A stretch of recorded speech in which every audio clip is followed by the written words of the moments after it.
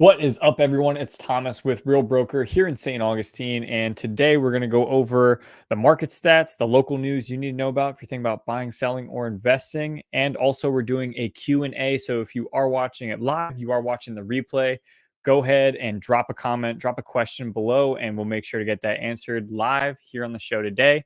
We'll start out as we always start out, guys, and we're going to take a look at the market stats. I think I've got some good news stories here for you today, too, and some things that you definitely want to be aware of going on here in the area. So I'm going to share my screen. Man, I need a haircut. Getting a haircut tomorrow, guys, but it's coming. So let's take a look here. Share my screen. And take a look at the general market. Now, listings have gone up a little bit since last week. We're at 2,272. Which, still we're waiting for that pop. It's definitely going to come. We are going to see more listings hitting the market here. Hopefully by the time summer comes. Yeah, I think once school's out, we'll really start to see more listings coming to the market. So, I mean, I actually think that's down from last week, but it's up from 2 weeks ago. Not exactly what we want to see, but things are moving along here. Let's take a look at this last week as we always do. Maximize this here. So we got new listings to close. So 1,300 to almost 1,200, let's say. So, that's 12 out of 13. It's a pretty good ratio there. And then new listings to pending and then contingent taking backup. That's the pending and contingent taking backup. We like to group there is just under contract, right?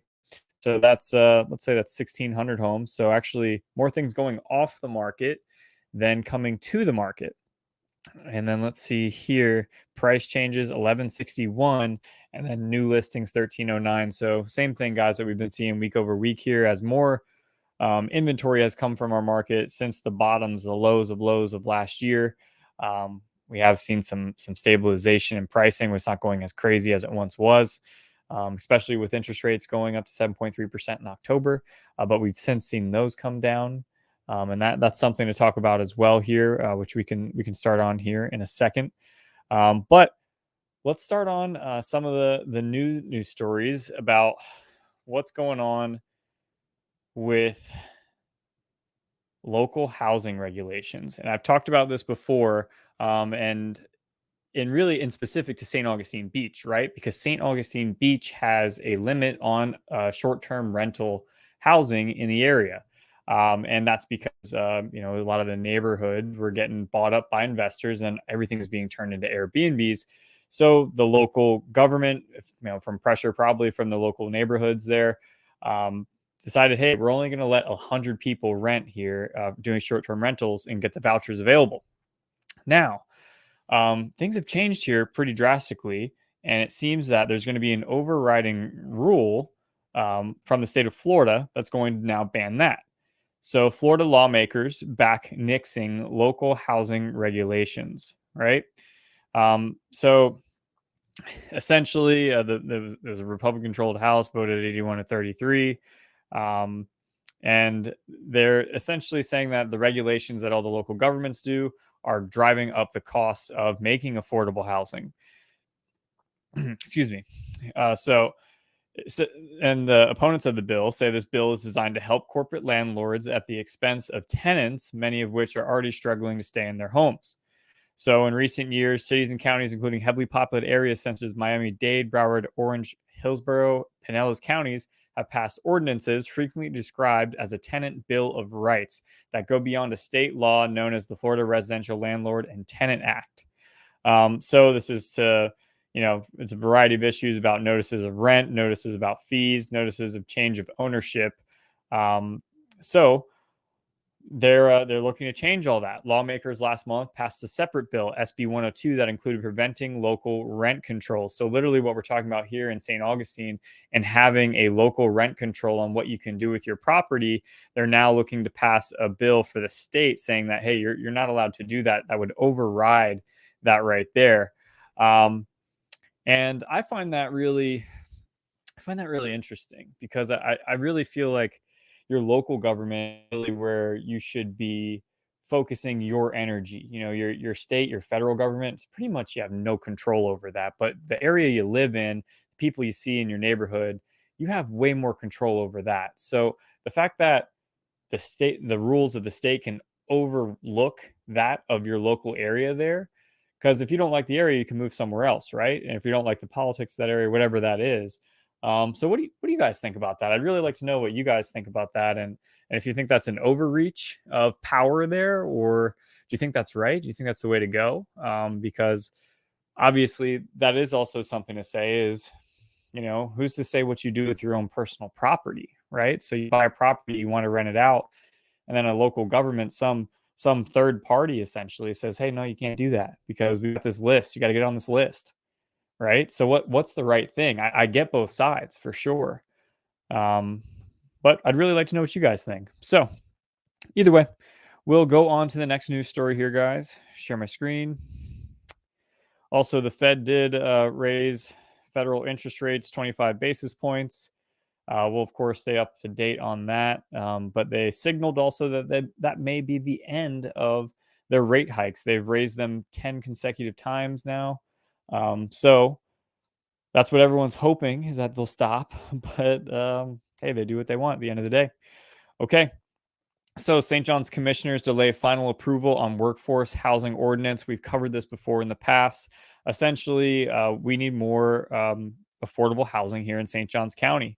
And the county is trying to incentivize people to build here and build affordable housing specifically. So initially, the workforce housing zoning allowed 40% of the housing to be priced below $240,000 with allowable increases. So it was, let's see here. So they changed it actually, and they changed it. They countered at 270, and then 20% of the housing had to be workforce housing. And then the county countered that and said the maximum initial sales price workforce housing has to be 260, and reducing the total workforce housing to 30%. They also wanted to allow rentals. So the one thing that they didn't count on, and they're delaying till June, is that they're afraid that people are going to buy them and then sell them again, so turn them into a rental.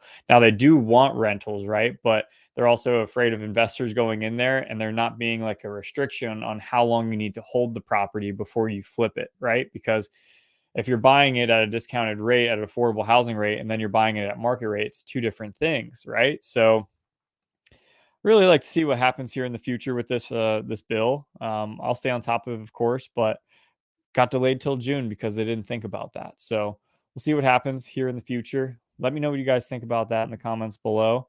Do you think that was a good counter by the county government? See, they kind of met them halfway. Said, hey, we'll do affordable housing at 260,000, but you got to build 30% of your community as affordable housing. What does that mean? I mean, 260,000, that's pretty much a townhome anymore. So is that what it's going to be? We'll see. We shall see. All right, guys. So this is actually something I'm really, really excited about. So every year we have the Sing Out Loud Festival here in St. Augustine, and it's essentially a series of concerts that's put on for the locals here. It's in September typically, so it's right at the end of summer. So it really started as something for people in the area, just because it's like, hey, we finally get our town back for a little bit. It's gotten a little bit more popular. So this year, looks like that the Black Keys are going to be headlining the Sing Out Loud Festival, and Mumford and Sons is going to be headlining on Saturday night. They're returning. I think this is the Black Keys' first time here. I'm really, really excited about the Black Keys. I've seen them live before. I saw them in the Electric Factory in Philly back, must have been like 2010. And it was an awesome show. And it was before they really, really hit it. And I would love to see them at the amphitheater. That's a great venue. And Mumford and Sons, that would be a great thing to see too. But I think tickets, that's the problem now, is this used to be kind of like a free festival that, it's good for the locals and everything. Now you got to pay some money. And I think all the money does go to some type of charity, but I think I saw tickets for like $250 for both days, but that's seeing the Black Keys and Mumford and Sons. So it's not such a bad deal. Also, all the other bands that are listed there, and that's outside of the amphitheater too. So they have live music across the entire city, essentially for the Sing Out Loud Festival. So it's a whole bunch of small local acts, big acts like that, and everything in between. Another act that's coming up here, and this is really just me talking, trying to build rapport with my UFC fans out there, if there's any. Man, that hair is looking awful. Wow. Getting a haircut tomorrow, guys. So this is something I'm super excited about. Jacksonville is getting to be put on the map here, and really since the pandemic that started. I don't believe UFC was ever in Jacksonville prior to the pandemic, but it was one of the only places that would allow UFC to have an event during the pandemic. And since then, they've come back, I think, twice now. So they've come to Jacksonville 3 times. They're going to be doing it again in June. I think it's June 24th. Yep, June 24th. And tickets are going to go on sale on Friday. So I'm super excited about that. I'm going to try and get some tickets, hopefully go with a couple buddies. But it's going to be Iya Taporio and Josh Emmett. It's going to be a good headliner. I'm excited for the card. But just as another thing that's coming to this area, you're seeing a lot of good bands, notable artists, and also big venue things like that. The Jacksonville Jaguars also made some good pickups. I'm not sure if you guys noticed, but everyone's got some energy between all the sports teams here in the city. So let's go on. What's up, Dave? How you doing? Hope you're doing well. Appreciate you being here. Any questions, let me know. Fire them off. Glad you're here tonight, Dave. Let's see here. All right, so I got one more news story for you guys. So if you do have any questions, fire them off here. I appreciate you guys being here tonight. You're the best. Check out the last news story, guys. Now, this has to do with Florida in general. Florida among top states for education infrastructure, says U.S. News and World Report. So Florida overall ranking was number 10. The list was led by Utah at number 1 and Washington at number 2. I've never been to either of those states, so let me know what you think about the infrastructure there. But they considered 70 different metric over tons of data points covering healthcare, education, economy, infrastructure, opportunity, fiscal stability, crime, corrections, and natural environment. Florida came in at number 1 for education in evaluating the best states for education. Meanwhile, Sunshine State came in at 14 for infrastructure. The economy came in at number 7. Fiscal stability, number 13. Crime and corrections, number 17. Natural environment number 17. Healthcare, number 27. And opportunity, number 46. Which I couldn't believe that number. It's like, man, the opportunity here is that low. And I wonder how they rank that. That's a very interesting statistic. I'd like to know more about that. But number 1 in education, I think that's it's a pretty big reason why people move to St. Johns County. At least that's a lot of the people I talk to want to move here for the school districts. But they're also measuring. They're not just measuring high schools; they're also measuring colleges as well. So I guess also the level of post-secondary education that we have is also very, very high. So that's a very good thing. And if you're creating businesses, right? You're creating businesses, then you have a workforce that's already educated, already ready to join in right there. So, Dave, look at this. I love it. Awesome. You're awesome, Dave. I appreciate you trying to do it right. Figure, if you like it, maybe people want to call me for any of the real estate needs. But if you don't, then hopefully you learned something. Call Kim Devlin. She's your key to St. Augustine. She's pretty awesome. So she's a great agent too. So either you use me or use her. You'll be getting taken care of. But guys, listen, if you don't have any questions here for the night, got my mother-in-law in town. I'm gonna get off here, hang out with everyone. So hope you guys have a great Wednesday. I'll see you next Wednesday at 8 p.m. We got another couple cool videos coming out here on the YouTube channel, so make sure you stay tuned.